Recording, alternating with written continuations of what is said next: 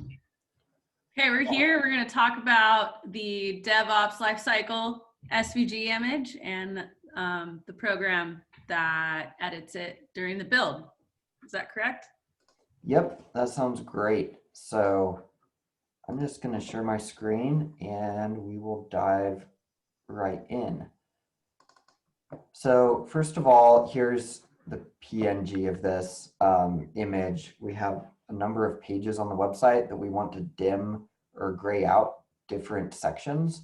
And before, I think Mark had just like Google Slide or Google Sheets where he was manually dimming them out, and then like we would have to like crop around each one of these, and it was kind of a pain every time we had to update it to get the ones we wanted to be gray, and the other ones orange.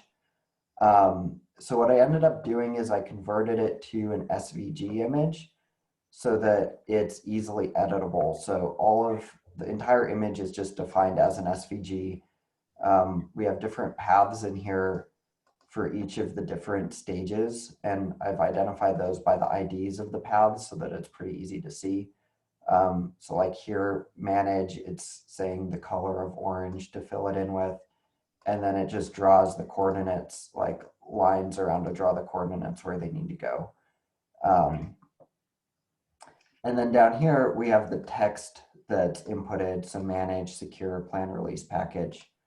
And then these ones are a little bit more tricky because they're curvy, so they follow a text path that's defined up here. That's probably way more information than we need. And then the styles for that are defined in this really small style guide. So if you wanted to change, the text from white to green, all you would need to do is change it just like that. So what this lets us do, though, is it lets us basically takes the image, and instead of a whole bunch of binary data that's hard to edit in Ruby, it gives us something that has a good XML syntax where we can go ahead and edit these colors directly and inject the colors that we want. So what I've done is in our helpers and custom helpers.rb file, let's see, I've created this new DevOps diagram function where you can pass in the stages that you want to have highlighted, and basically just pass them in as a list.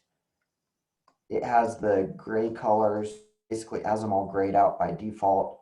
And then here it checks to see if like manage, the word manage is included in that list, or if the word all is included in that list, then it changes that color to be orange instead of gray. So we go through for all of that, and then we have, here's our SVG text. We just inject the color into the field depending on which ones have been inputted. And that's how the picture is generated. And then after that, we also have just some automatic HTML that's generated that pulls in the stage SVG so that we can get the icons for our stages presented on the right-hand side of that image as well. So what this actually looks like when you call this function, if we come to like the direction pages, actually I think I have one open here. Okay, so source direction secure. I'm just calling DevOps diagram and I'm passing in secure into there. So that's going to highlight just secure and nothing else. For example, if I go to like ops, because that one has a few more, you'll see I'm passing in all of the different ops stages to generate that diagram. And then I think you saw earlier what that actually looks like on the website, where it just turns it orange or not. And then it also puts those icons to the side. Cool. That's awesome. I didn't know you could do all that with SVGs. So maybe a short meeting, I don't know, but basically the SVG just makes it, because it's an SVG, it's text that we can edit. Yeah. Kind of like it was HTML. It's just XML text that's editable. During the build, is it generating just different versions of the SVG that then gets called on the static site? I think it's actually generating it live. So when the page is, when somebody goes to visit the page, it's calling that Ruby function, and then it's returning with the colors on or off, depending on what they need to be to see. Cool. That's awesome. I think. So there's no like generated image that's stored anywhere. It's always just generated on demand Okay. for each request. Yeah. But it's not like we're, all we're doing is changing the one color. So it's not like processor heavy or anything. It's not a computation heavy task to do it. Yeah. So it's a pretty light task. But you could easily create, your own version of all of these in SVG format just by, you could come in here and just edit this fill color to be whatever color you want it to be. So if you wanted to make a version that was gray, you could do that. You could also, the nice thing about SVG is if you want to add, like I noticed some of those had a purple border.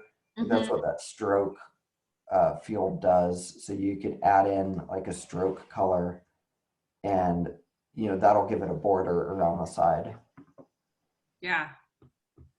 That is cool. This is super cool. I think that there's definitely a way forward where we can continue using that. Images as code, I guess. Yeah. Whoa, mind blown. Okay. Well, that's all I got. So Awesome. Well, yeah, you're welcome to take it, leave it. If you throw it all away, it's totally fine with me. Whatever you want to do here, we're fine. We just, we're ready to not maintain it because creating all of those versions was rather painful for us, which is why we bothered to automate it in the first place, because it was just kind of time consuming for us to like go into Google Sheets or Google Slides and like, we had a gray picture and then we had a color picture and we were like cropping them out just so that, the one was on top of the other one. And anyway, it wasn't working very well before. Yeah. I think having it pragmatically created is really smart. So cool. Well, I'll make sure to drop the links to all of these files that I showed today in the notes document. And if you have more questions, feel free to reach out to me anytime.